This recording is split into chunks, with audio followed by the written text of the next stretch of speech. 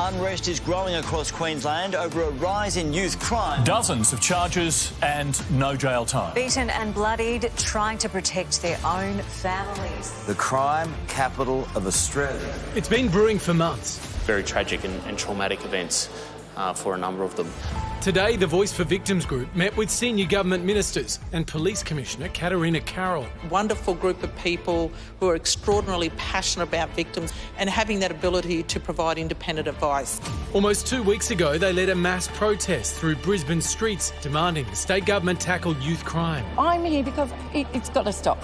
Enough people have suffered. We get a life sentence. The Premier refused to meet with the victims advocacy groups last month. Enough is enough! Victims first! Victims first! Deputy Premier Stephen Miles has answered their calls to establish an independent youth crime committee. Cabinet discussed this at length on Monday and endorsed it in principle. Victims need to feel like they have a stronger voice in the policy development process. But the government has stopped short of labelling the youth crime issue a crisis. Payments for youth crime in the rate of offending is a crisis. Look, the rate of youth crime has actually declined over the last 10 years. There's been a 35% decline. But in both Cairns and Townsville, the statistics tell a complicated story, with a spike in youth offender rates since late 2020. And while the rate of unique youth offenders is at its lowest since records began, there is a hardcore group of re-offenders. It's, 20% are committing 52% of the crime. It's obviously a vexed issue, but if the victims of crime think they have the solution, what is it? Ben Cannon from the Voices for Victims group was at the meeting today. Ben, this crime wave has hit your neighbourhood. What's been your experience? I was involved in a home invasion with my neighbour, Toto Kefu. Some youths allegedly stabbed many people and caused a whole lot of harm and carnage in a short period of time. And I got caught in the middle of it and caught one of these guys. So since then, I've kind of been trying to find a way to fix the problem that is crime, and through the help of these great people, we've put together Voice for Victims and really feel like we're actually making a difference. So you want to have a voice in developing policies. What do you think the fix is for this?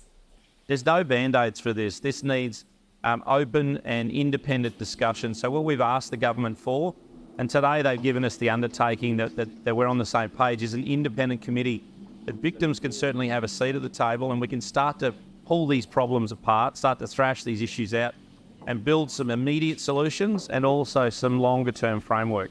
I understand that you want some changes to the rules around the purchasing of knives. You also want a different approach to sentencing.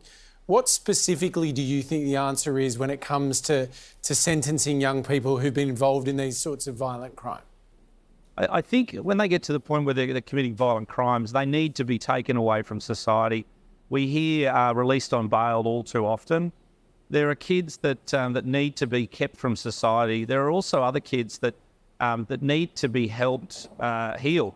So when kids get to a point they're causing serious crime, they have to have long and hard consequences. There's no two ways about it. But we think there's earlier intervention. I'm just conscious that we're slightly skating over the specifics, Ben. What do you mean by long and hard consequences? When you talk about legislation and law, unfortunately, there's too many loopholes for an average guy like me to understand. But what I know is this: we need consequences that are based on the crime. If people are stabbing people in their own homes, and that's what's happening in Queensland, they can't get out on bail. They need to go somewhere where they can understand what they've done, and we can find the right health practitioners or people to help them change their ways or find a circuit breaker. This committee will be part of that. There are a lot of breaks in this cycle. It's not just victims that are hurting. There's a whole range of problems that need to be unpacked.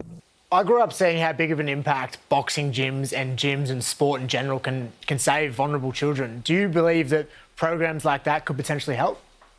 Yeah, absolutely. We know, and I speak to lots of victims.